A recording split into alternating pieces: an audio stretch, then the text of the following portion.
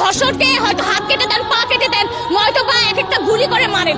এটাই বলতে চাই, লাস্ট পর্যন্ত আমরা লাস্টে এসে এটাই বলতে চাই, এক একটা গুলি করে মারেন না কেন, মেরে পরে রাস্তার মধ্যে ঝুলায় রাখেন। ঝুলায় রাখলে এই যে যারা ধর্ষকরা আছে, এই যে ডাকাতরা আছে, তারা দেখা ভাববে যে এরকম আর করা যাবে না। যদি না করেন, এটা আপনাদেরও ওয়ার্নিং দিচ্ছি, যদি না করেন তাহলে আমরা মেয়েরা গিয়ে গিয়ে খুঁজে খুঁজে গুলি করে করে মেরে তারপরে ঝুলায় রাখবো রাস্তার মধ্যে, যদি মেয়েদের নিশ্চয়তা আপনারা এখনো না দিতে পারেন। তাই বলতে চাই স্বরাষ্ট্র উপদেষ্টাকে এবং আইন উপদেষ্টাকে যে আপনারা আসলে চেয়ারে বসে কি করছেন? আপনাদেরও তো মা বোন আছে, আমাদের নিরাপত্তা, আমাদের নিশ্চয়তা আসলে কে দিবে? আরে ভাই, বলতে চাই যে যদি আপনারা নিরাপত্তা নাই দিতে পারেন, নাই করতে পারেন, তাইলে পদটা ছেড়ে দেন, চেয়ারটা ছেড়ে দেন, অন্য কাউকে বসান যারা আমাদের নিরাপত্তা দিতে পারবে।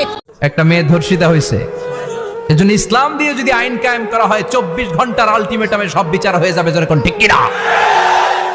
আর কোন ধর্ষক বাংলার জমিনে জন্মাতো না, চিল্লায় বলো ঠিক কিনা? জেনা ব্যভিচার করলে ডেথ পেনাল্টি, সৌদি আরবে হেড অফ করে, গলা কেটে ফেলে। বাংলাদেশেও যদি এটা করা যেত, খবর হয়ে যেত।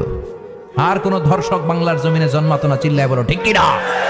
একটা মেয়ে ধর্ষিতা হয়েছে, এজন্য ইসলাম দিয়ে যদি আইন কায়েম করা হয় 24 ঘন্টার আলটিমেটামে সব বিচার হয়ে যাবে, যেরকম ঠিক কিনা?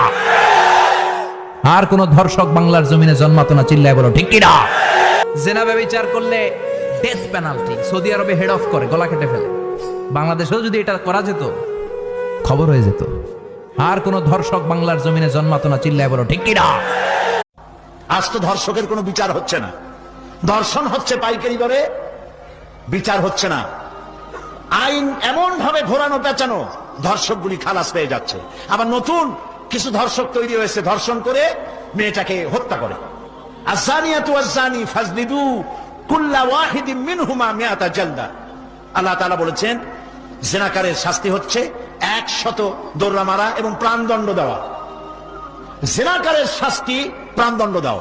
জিনা করেছে, প্রমাণিত হয়েছে, অবিবাহিতা যদি হয় দৌড়া মারো।